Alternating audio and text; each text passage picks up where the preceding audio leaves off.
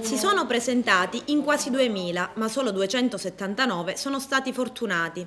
Parliamo degli scrutinatori che ad Agrigento saranno impegnati nelle amministrative del 6 e 7 maggio prossimi per ricoprire le 55 sezioni elettorali sparse su tutto il territorio comunale. Ieri pomeriggio si è tenuto il sorteggio pubblico negli uffici comunali del servizio elettorale di Piazza Gallo. Per la cronaca sono stati sorteggiati anche 279 giovani che rimarranno in panchina pronti ad essere inseriti in caso di rinuncia.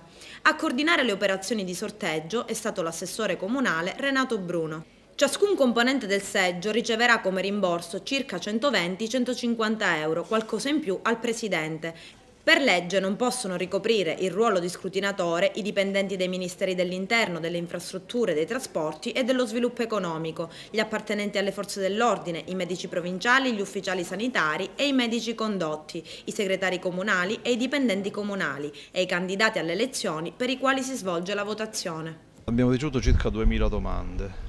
Abbiamo espletato l'estrazione degli scrutatori nella massima trasparenza con una procedura informatica utilizzando un modulo software che è presente già nel nostro programma di anagrafe del Comune, e quindi abbiamo estratto con procedura rigorosamente casuale e informatizzata, alla presenza del tecnico della società, i 276 scrutatori titolari e i 276 scrutatori supplenti.